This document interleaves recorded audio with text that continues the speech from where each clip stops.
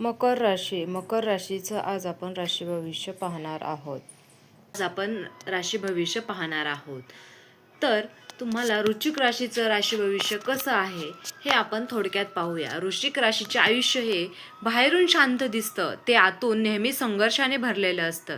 तुम्ही कधीच सहज काही मिळवलेलं नाही. प्रत्येक गोष्टीसाठी तुम्हाला स्वतःची परिस्थिती आणि नशिबाशी लढावं लागतं. लोक म्हणतात तुम्ही खूप मजबूत आहात, पण लोक कोणीही विचारत नाही की मजबूती किती जखमांमधून तयार झालेली आहे.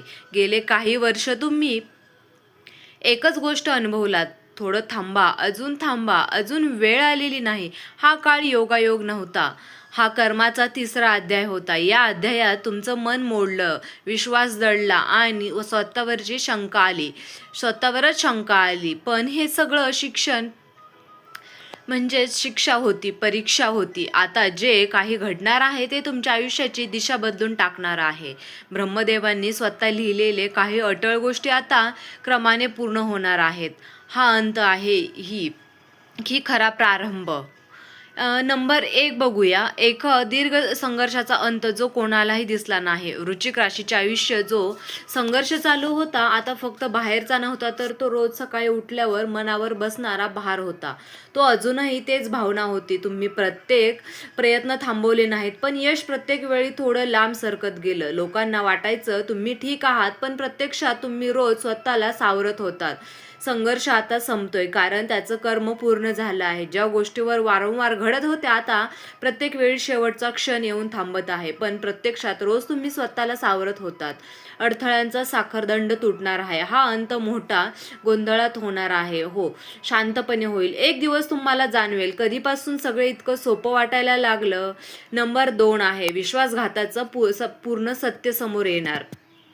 वृश्चिक राशीने सगळ्यात जास्त मोठं सहन केलं आहे, तर त्या जवळच्या लोकांकडून तुम्ही स्वतःसाठी उभे राहायला, ज्यांच्याजवळ डोळे बंद करून विश्वास ठेवला, ज्यांच्याकडून मनाला जखमा मिळाल्या. आत्तापर्यंत तुम्ही मनात शंका दडवून ठेवल्या, कारण तुम्ही नातं तोडायचं नव्हतं तुम्हाला.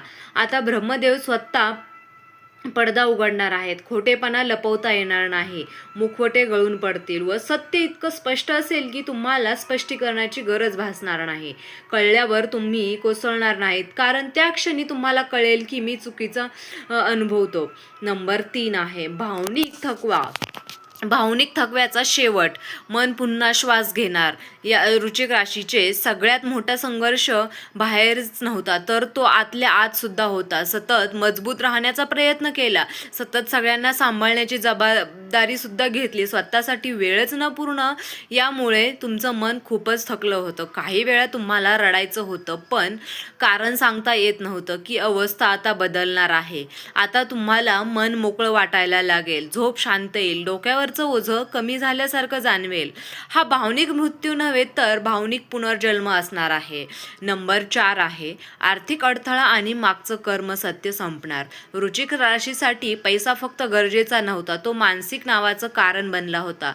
मेहनत करूनही पैसा अडकून पैसे येणार म्हणून अशी आशा, शेवटी निराशा होते, किंवा पैसे असूनही समाधान न मिळणे, हे सगळं कर्माशी संबंधित होतं. आता तो काळ संपत आहे. एक नवा मार्ग उघडला आहे. कदाचित नवीन काम, जुन्या ठिकाणी बदललेली भूमिका. हा बदल हळूहळू पण स्थिर असणार आहे. तिसरा अध्याय संपत आहे आणि चौथा अध्याय सुरू होत आहे. हा शेवट आणि सर्वात निर्णय टप्पा आहे. तिसरा अध्याय म्हणजे तुमचं तुटणं सहन करणे आणि स्वतःला ओळखणे. आता चौथा अध्याय सुरू होतो, तेव्हा तो स्वतःच्या अटीनुसार व स्वतःच्या अटींवर जगण्याचा, स्वतःचा आवाज ओळखण्याचा आणि आयुष्यभर हक्क गाजवण्याचा असणार आहे. आता वृश्चिक राशीला पुन्हा परीक्षा दिली जाणार नाही, आता फळ दिले जाणार. वृश्चिक राशीने खूप काही गमावलं आणि काही नाती कमवायची दूर केले, काही स्वप्न अपूर्ण राहिले, काही वेळा स्वतःलाच ओळखणे कठीण झालं. पण एक गोष्ट लक्षात ठेवा, जे काही गेलं ते तुम्हाला खरी ताकद ओळखायची होती. कर्माचा तिसरा अध्याय म्हणजे तुटणं सहन करणे, मनात राहू नये, स्वतःला सावरत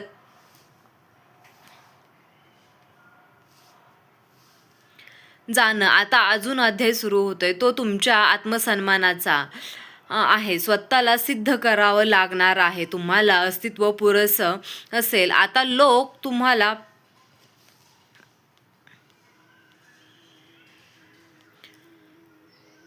सॉरी आता लोक तुम्हाला तुमच्याकडे चांगल्या नजरेने बघणार आहे. तुमचं आता ऐकतील, कारण तुमचा आवाज वाढला नाही तर तुमचं वजन वाढलं आहे. अजून तुम्ही या धड्यात आहात.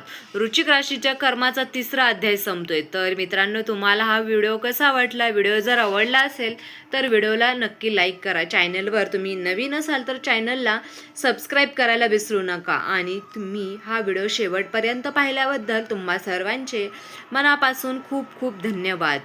श्री स्वामी समर्थ. जय जय स्वामी समर्थ.